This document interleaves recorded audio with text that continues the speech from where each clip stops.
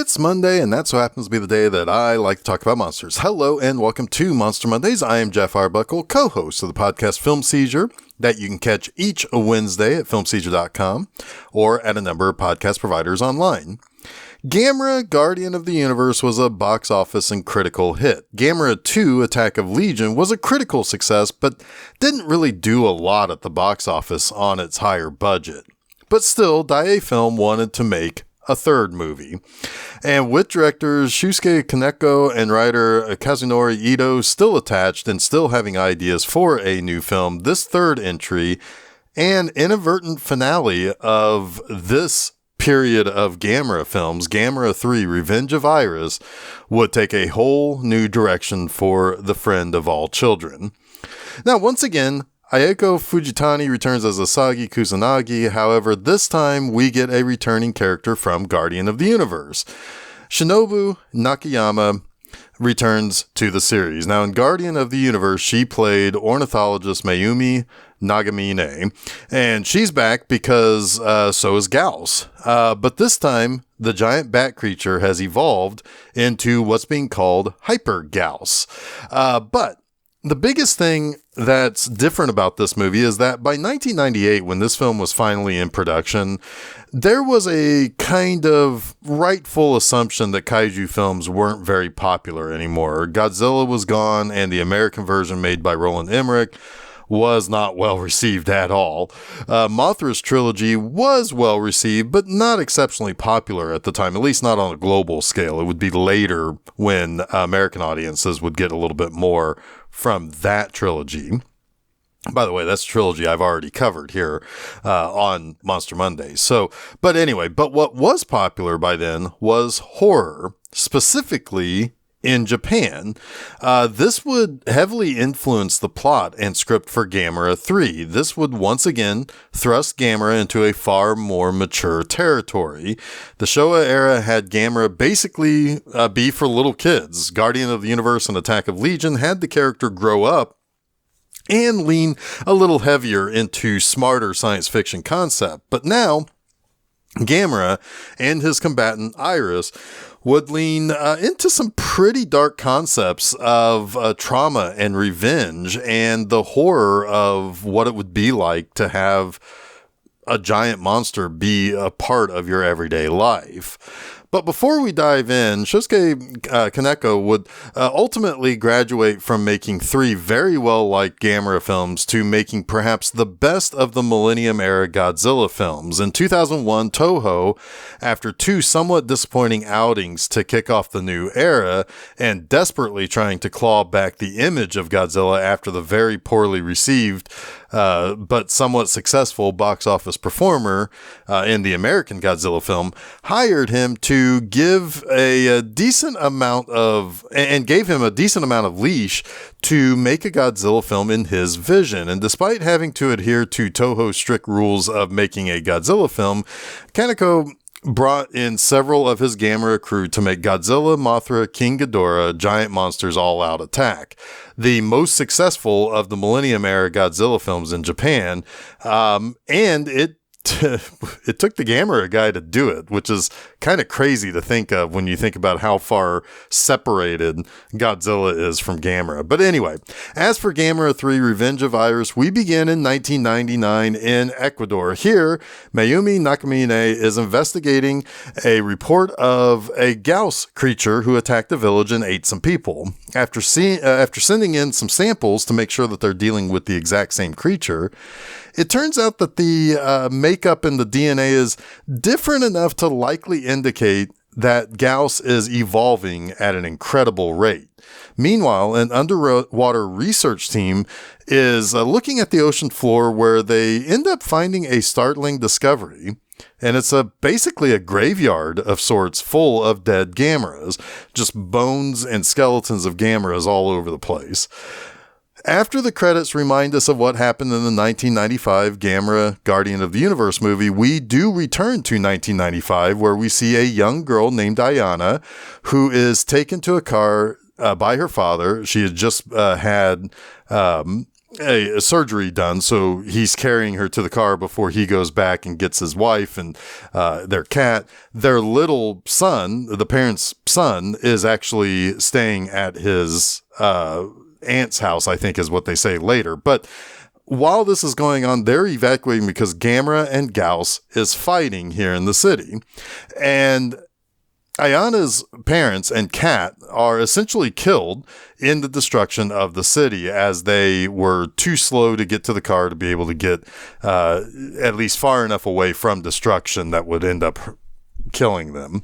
Now, Ayana is struggling to fit in with her new foster family, but a group of girl bullies ask Ayana to retrieve some sort of artifact in exchange for them to stop picking on her little brother, who was also taken in by this foster family, who is an aunt and uncle of theirs. But she finds something that has markings on it, almost like it's Gamera's shell, causing her to remember her family being killed. Now, it's just a big stone, which we find out later that nobody can lift, but she's actually carrying the stone outside of this temple-like cavern, where a classmate of hers says that they really need to return it, as his family is the caretaker of this ancient place and nothing should be disturbed inside. Now, she learns about this temple being set up to more or less praise or to keep information on these four guardians of the north, the east, the west, and the south. But the guardian of the south is the one that they know the least about. And it is some sort of a crimson phoenix that was the guardian of the south that was part of this old temple. And she begins to think that this phoenix must have had a natural enemy, which would have been the guardian of the north, which just so happens to be represented by a tortoise creature. So she's kind of connecting her own trauma over how much she hates Gamera to the possibility that this temple would have had information about this phoenix creature and this tortoise creature being natural enemies. Elsewhere, two government agents named Mito Asakura and Kurata Shinya want to look at some of the Gamera artifacts that were collected in that original 1995 era. And they ask about Asagi, who is currently studying abroad. And Asakura begins going on and on about prophecies and trying to stop the destruction of heaven and hell and all this stuff. And when she quotes something from a religious text, it's clear that she and Shinya are part of some sort of cult. And Asakura eventually finds Nagamine and presents her with a graph that indicates an increased number of incursions into Japanese airspace. And she thinks that maybe this is a monster or monsters. And indeed, there are monsters. Gamera arrives in Tokyo to battle a pair of very large Gauss creatures that have indeed evolved into something that's now being called Hyper Gauss, like I said earlier. But the battle is highly destructive, with Gamera almost seeming to be singularly focused on the destruction of Gauss, with pretty much no regard for the people or the city itself. And Gamera's fire breath destroys buildings, creates explosions that kills thousands of people. And as he fights the Gauss creatures, there's a lot of stomping through the city. And while people died, there is a little boy who was on the ground who tells his mother that he believed Gamera, who at one point was standing over him, was protecting him and saving him from Gauss.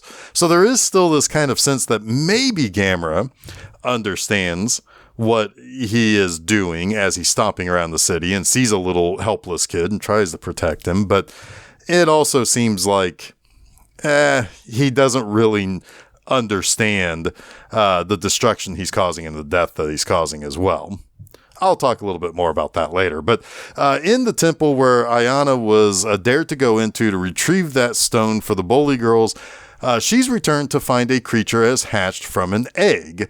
And this is just after that classmate of hers, who, unlike her, is a fan of Gamera, was told by his grandmother about his upcoming task of protecting this temple and how it must absolutely remain locked to keep the danger inside. And when the creature was hatched, Ayana named it Iris after her beloved cat. And she believes Iris also hates Gamera and believes Gamera also killed Iris's family. Now, the JSDF have been mobilized, much to the glee of Asakura and Shinya, to finally battle and eliminate Gamera after he destroyed that district in Tokyo. Debate begins to rage about whether or not Gamera should be destroyed. Some argue that while he has created damage, Gamera also provided the people of the country a life they would not have had if he wasn't there to fight Gauss or Legion. More reports start to continue to flood in about Gamera pursuing Gauss pretty much all over the world. Now, Ayana promises to the fledgling Iris that she will never leave it again. And as Iris begins to grow, the bond between the creature and Ayana grow stronger as well. Like what Asagi had with Gamera, Ayana has an idol that helps connect the two of them. And Iris attempts to absorb Ayana as it continuously grows and evolves. And Iris places Ayana in a cocoon where she's basically being fed upon by the creature. But it's a little bit more of it's a little bit more of like a psychic connection. He's like feeding off of her psychic energy, which really ends up kind of setting the stage for why it becomes so cruel and so angry later. But that classmate of hers, Tatsumari, he ends up saving her, and later Mayumi arrives at the village that Ayana, her family, Tatsumari, and all of them live, and to take a look around, believing that there's been another Gauss attack. However, what she finds is death and destruction. About half the population has had their life force sucked out of them, and they've been essentially reduced to these deflated husks. And that includes Ayana's new family. They've all been killed as well. And it doesn't take too long to realize that this doesn't seem like Gauss. And indeed, we do find out in time that it's the Iris creature that's done this. Now, Asakura and Shinya relocate Ayana to study her and this idol artifact thing that she wears, like what Asagi had when she was bonded with Gamera. Now, occasionally Ayana regains consciousness as Iris goes around to feed on people juice, but Mayumi learns from Tatsumari that Ayana views Gamera as an enemy. And she also learns that Asakura and Shinya were the ones who took Ayana from the hospital. And Shinya tells her and Asagi about the graveyard of Gameras and how those were the vessels of the ancients that failed to become a successful Gamera creature. So they were discarded as they tried again and again to summon the Earth's mana, which is what they think gave, or what he thinks gives rise to Gamera, while Asagi and Mayumi believe that's just what powers Gamera in a battle. But when they finally succeeded, he also believes, Shinya believes, that Gamera has more connection and allegiance to the planet than the people on the planet, and that's why he's so destructive, especially recently, because he no longer has a bond with Asagi. But as Mayumi and Asagi get to the room that Ayana is being kept in by Asakura, they don't exactly play any games by trying to answer Asakura's probing questions about what would a total fusion of monster and person create. Because remember, Ayana was in that cocoon and being kind of in the process of fusion with the Iris creature that didn't complete. So Asakura wants to know, hey, what would it create if there was a total fusion, and should I be the one that does that? But Mayumi takes Ayana so that they can take her back to the hospital. However, Iris is following the girl, and Mayumi believes that this is Iris trying to find her, so it can complete the fusion with Ayana. And sure enough, Iris is flying toward their location, but is also being pursued by Gamera. But now, because the Japanese government is more the recurring villain in these movies than anything else, the Japanese self-defense force attacks Gamera instead of Iris. They do this every movie, but whatever. In Kyoto, Gamera engages Iris, but Ayana refuses to hear the pleas of Asagi to stop the destruction by having Iris stop at, by basically turning Iris away. But she wants Iris to stop at nothing to destroy and kill Gamera. Even when Asakura rips the amulet off of Ayana to try to take control and the glory of killing Gamera, Iris is too connected to Ayana and kills Asakura, and as the two monsters bring down the airport that they are at around them, this also kills Shinya. But Iris finds Ayana and begins to finish that fusion between the two of them. And Iris snatches Ayana and pulls her inside of him.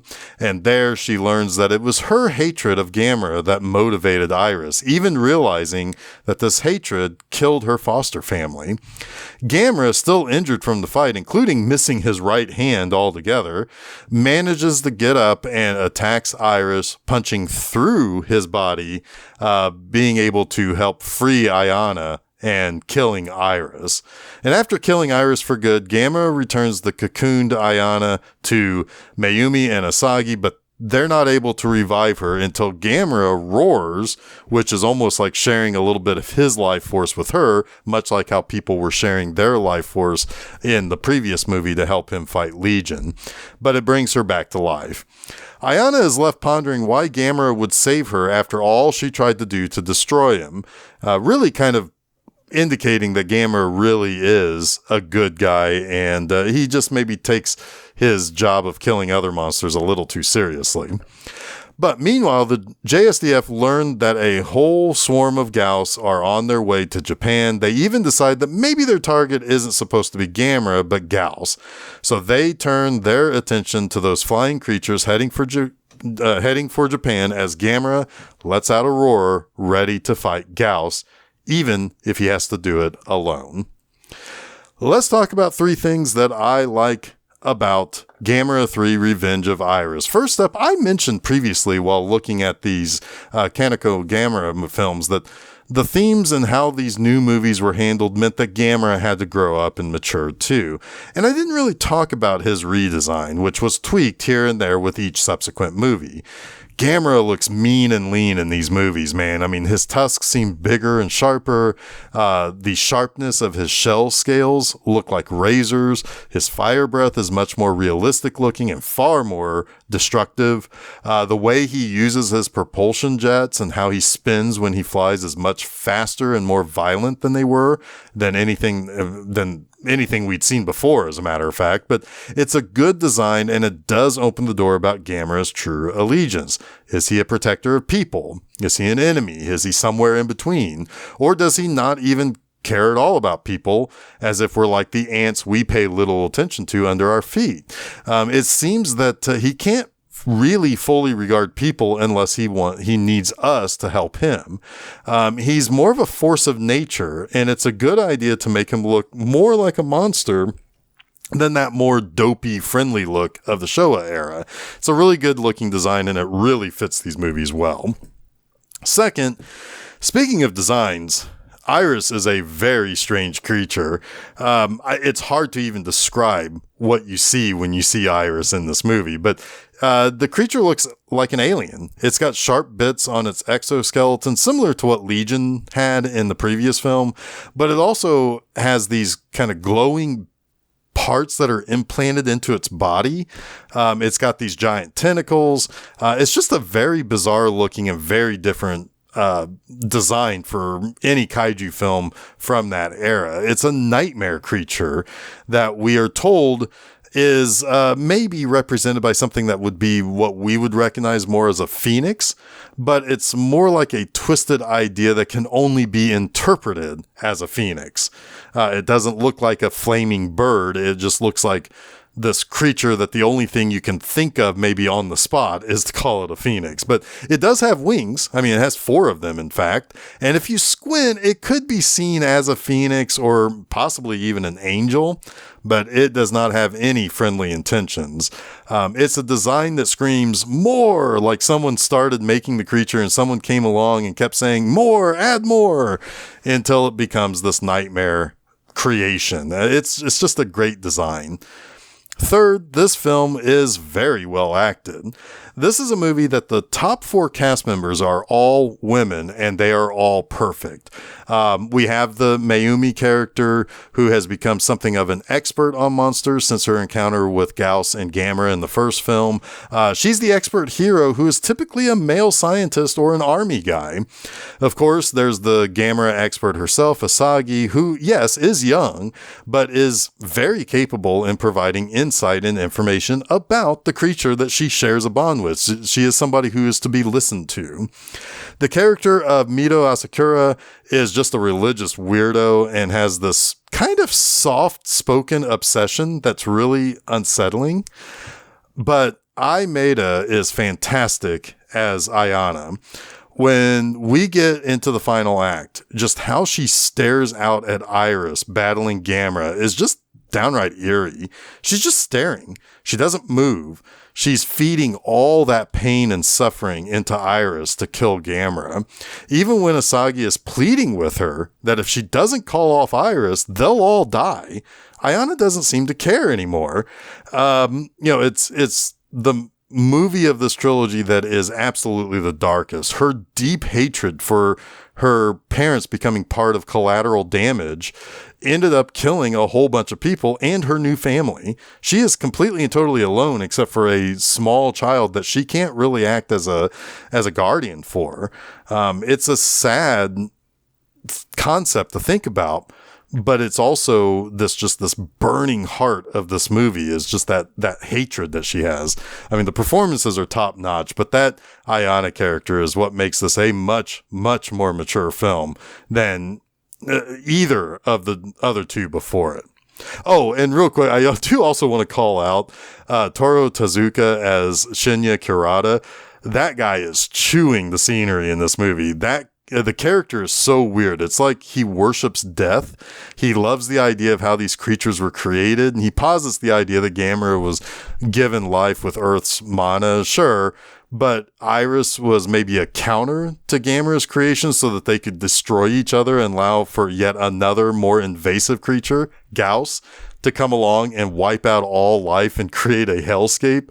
And nobody believes him. Nobody buys into that. But the way he tells that story, he's like dripping in that story. He just loves the idea that these creatures are meant to destroy them, and he's perfectly fine with sacrificing himself to see that come through in the end. But it's such a good performance too, and I mean, he's going all in and he steals every single scene he's a part of.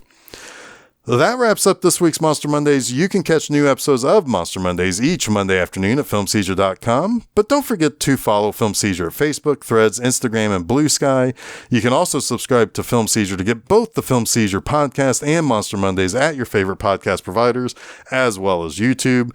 You can also check out my website, bmoviecinema.com, to read new reviews every Friday morning. Next time, we conclude Gamera's appearances in films, at least to this date, with the hero's lone Millennium-era film, well, sort of Millennium-era film. Anyway, I'm going to talk about Gamera the Brave. And until next week, stay spooky.